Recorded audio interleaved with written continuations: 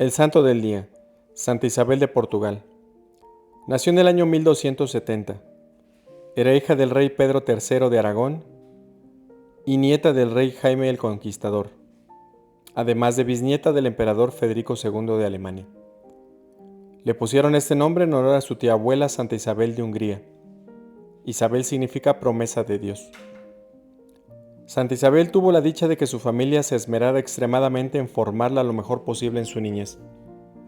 Desde muy niña, tenía una notable inclinación hacia la piedad y un gusto especial por imitar los buenos ejemplos que leía en las vidas de los santos y que observaba en las vidas de las personas buenas.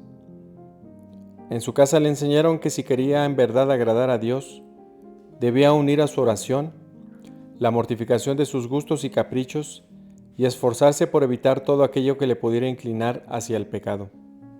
Le repetían la frase antigua: tanta mayor libertad de espíritu tendrás, cuanto menos deseos de cosas inútiles o dañosas tengas. Sus educadores le enseñaron que una mortificación muy formativa es acostumbrarse a no comer nada entre horas y soportar con paciencia que no se cumplan los propios deseos y esmerarse cada día por no amargarle ni complicarle la vida a los demás. Dicen sus biógrafos que la formidable santidad que demostró más tarde se debe en gran parte a la esmerada educación que ella recibió en su niñez. A los 15 años ya sus padres le habían casado con el rey de Portugal, Dionisio. Este hombre admiraba las cualidades de tan buena esposa, pero él por su parte tenía un genio violento y era bastante infiel en su matrimonio. Llevaba una vida nada santa y bastante escandalosa, lo cual era una continua causa de sufrimientos para la joven reina, quien soportara todo con la más exquisita bondad y heroica paciencia. El rey no era ningún santo, pero dejaba a Isabel plena libertad para dedicarse a la piedad y a las obras de caridad.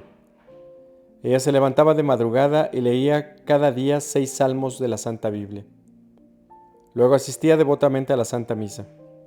Enseguida se dedicaba a dirigir las labores del numeroso personal del palacio. En horas libres se reunía con otras damas a coser y bordar y fabricar vestidos para los pobres. Las tardes las dedicaba a visitar ancianos y enfermos y a socorrer cuanto necesitado encontraba. Hizo construir albergues para indigentes, forasteros y peregrinos. En la capital fundó un hospital para pobres, un colegio gratuito para niñas, una casa para mujeres arrepentidas y un hospicio para niños abandonados. Conseguía ayudas para construir puentes en sitios peligrosos y repartía con gran generosidad toda clase de ayudas. Su marido, el rey Dionisio, era un buen gobernante, pero vicioso y escandaloso.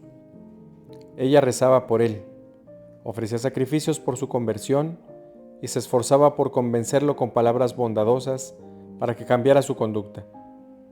Llegó hasta el extremo de educarle los hijos naturales que él tenía con otras mujeres. Tuvo 2 hijos, Alfonso, que será rey de Portugal y sucesor de su padre, y Constancia, futura reina de Castilla. Pero Alfonso dio muestras desde muy joven de poseer un carácter violento y rebelde, y en parte esta rebeldía se debía a las preferencias que su padre mostraba por sus hijos naturales. En 2 ocasiones Alfonso promovió la guerra civil en su país y se declaró contra su propio padre. Isabel trabajó hasta lo increíble, con su bondad, amabilidad y su extraordinaria capacidad de sacrificio y su poder de convicción, hasta que obtuvo que el hijo y el papá hicieran las paces.